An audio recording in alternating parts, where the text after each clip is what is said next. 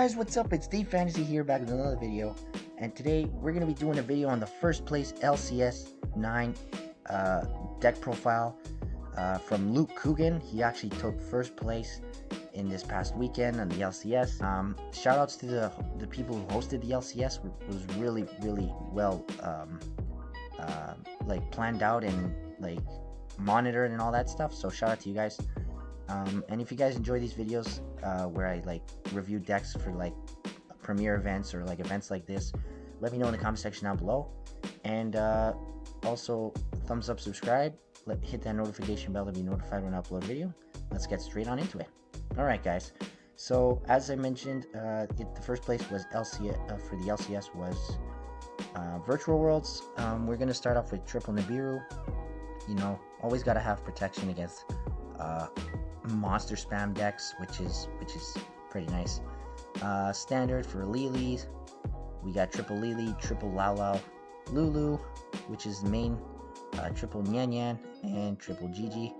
So quickly, just to go over what these guys do. Lily is you can target one virtual card you control, send one virtual card with a different type, monster, spell, or trap from your deck to the graveyard, and if you do, special summon this card, and then you could send a virtual card of the different type that you sent to the graveyard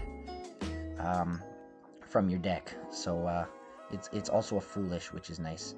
Lao is always level 6, by the way. Yeah. Another level 6, which is Lao is they all have the base effect where you can target a virtual card you control, and then foolish virtual card with a different type, and then special summon it. So but its on summon effect is when you special summon it is then you can special summon one virtual monster from your graveyard in defense position. So this is a revival.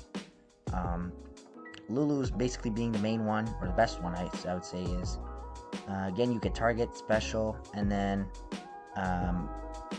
when this card's special, you can add any virtual world card from the one that you sent. So basically, this is the Stratos of the archetype. So being the best one, can search anything. Kowloons, you could search Quinlong, which is your main play. Chuchi, stuff like that. And then Nyan Nyan is again target. And then if this one locks you into rank 3 or higher, I'm not sure if all of them do. Yes, they do. So only special level and rank 3 or higher monsters. So Nyan Nyan does, if this card is banished, you can target one of your banished cards and shuffle into deck. And it says banished cards, so it doesn't have to be face up or face down. Hence the reason why Pot of Desires is actually really good in this deck. You can special summon this card as a tuner, and then banish it when it leaves the field. So this becomes a tuner, which is really good. So this could combo off with like let's say like Lily and make a rank 9. In this case, like Croco Dragon to get you an extra draw, or Cloud Castle, or even Vermilion Mech. So yeah, that's good. And then last but not least, we have Gigi, which is if you special this card during the end phase of this turn, you can add one virtual world monster from your graveyard to your hand. So it's just like a Skarm basically, but instead from the graveyard. And yeah, alright, so that's the lineup for the virtual worlds. For the hand traps, or the other hand traps, because we got triple Nibiru, triple Gamma, and the one driver. He honestly, I mean, this deck can combo off pretty well, but I'm actually surprised that he's actually not playing more hand traps.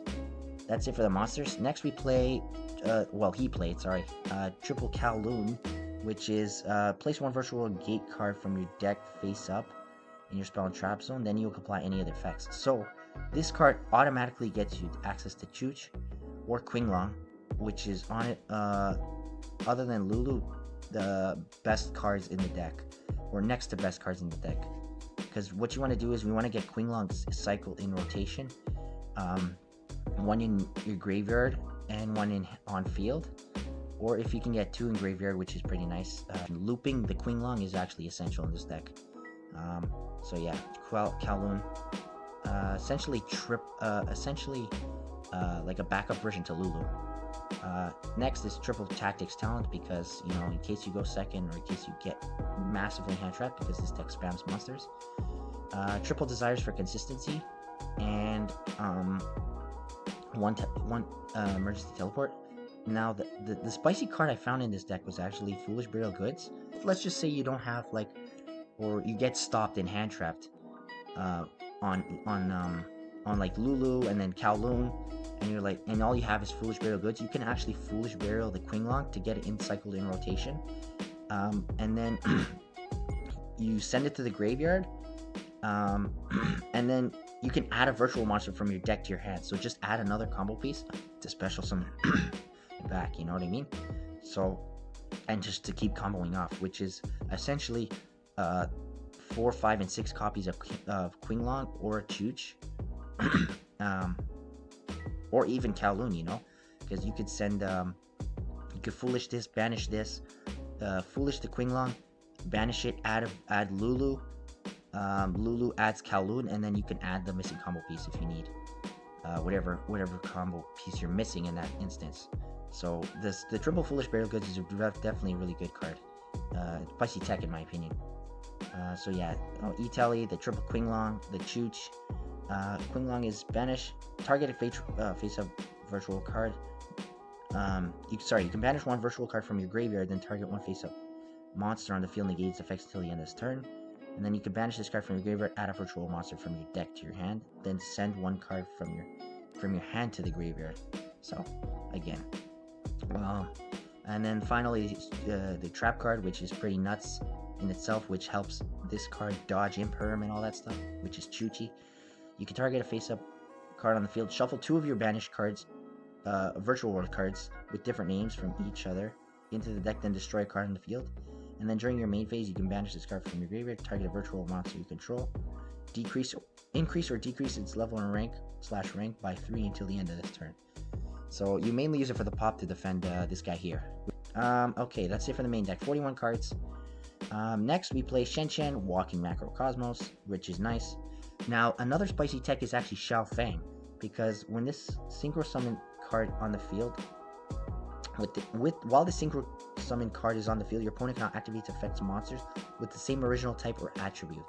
So they can't activate a Gamma. They can't activate basically Gamma, because Gamma actually stops this deck, because all these are all activate in the hand, and if you Gamma them, it hurts quite a bit. So this is actually a really spicy tech. So and if this Synchro Summon card is destroyed by battle or card effect and sent to the grave, you can add one tuner monster from your deck to your hand. So Lulu, Lao Lao, you know, just essential combo pieces you need to start comboing off, you know, for next turn. So really spicy tech. Next is Vermilion Dragomet. Just banish a tuner from your hand, target a card on the field and destroy it. And it cycles back one of your banished tuners, to your hand. Crocosaur, level 9 again, lets you draw. Cloud Castle will revive back any of your level 9s. Juju, which is, it can be destroyed by battle or card effects, which is pretty nice. While you have 2 or more monsters in your graveyard with the same original type and attribute, which they all are. But with different names, and then you could you can banish 2 monsters from your graveyard with the same original type and attribute but different names, then target 1 card on the field, send it to the graveyard. So it does target, but it sends it does not destroy. So that's good. Coral Dragon for extra draw. Stardust Charge Warrior, again, extra draw. He just really wanted to go with as much consistency as he can with as possible. Oh, I also forgot to say Triple Pot of Desires, my apologies. But yeah, he really wanted to go with a lot of consistency. That's why he brought the Foolish Burial Goods to send the spells, to get, you know, E-Telly to start getting his starters or extenders out, Triple Desires to draw all these draw cards like Crocosaur, Coral Dragon, Stardust Dragon. They're all draw cards to help you, you know, just go through your combo pieces. So yeah. Next is AA Zeus, double Calamities. Utopia Beyond. I guess you use it for the first effect. The attack of all monsters your opponent controls becomes 0. So yeah, and then you just go for an easy OTK. Constella Ptolemy M7. I haven't ever heard of this card, to be honest, but you use this effect to target a monster on the field or in either player's graveyard and return it to the hand. So I guess it's like in case one of your monsters get destroyed or whatever, or stopped, you can actually, like obviously late game, you make this and just add it back to your hand, or just for like, you know, like recursion, and just to keep going, you know, if you're running out of combo pieces, because this deck can cycle through its cards pretty quickly. So next is Break Sword, because you can either make this free pop as well, and 2k beat stick is no laughing joke, no laughing matter. So you can just use this, attack over something, and then make Zeus. And last but not least, for the extra deck, he plays Bamboozling Gossip Shadow. This, I assume, is to stop Nibiru, because this, again, like I said at the beginning, this deck spams out monsters, and it definitely does more than 5 summons to bring out Calamity, so Bamboozling can stop it. That's it for the main deck. And the extra deck, the side deck, was actually pretty nice too. A Pankratops, triple Lancia, triple Ash, Ghost Bell, which is pretty nice. It's actually good in the mirror, to be fully honest. Harpy's Feather Duster, Call by the Grave, World Lino Wrestling, which is actually pretty spicy, because this actually, what's it called? This is another way to get to Pankratops. So you're essentially playing 2 Pankratops, which actually, Foolish Burial actually helps. So, because you could Foolish this, and then you could banish this card from the graveyard and special summon out a Pankratops, which can either force negations or get you a 2-for-1, which is insane. So that's a pretty spicy tech. Call by the Grave and just triple evenly matched. So yeah, guys, that's the deck profile. Hopefully you guys enjoyed. Let me know what you guys think. Again, shoutouts to Luke Coogan. Congratulations on winning the LCS. And shoutouts to all the people who, you know, made the event and hosted the event.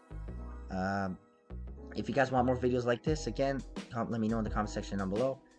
And yeah, guys, thumbs up, subscribe, let me know what you guys think, and I'll see you guys in the next video. Peace out, guys.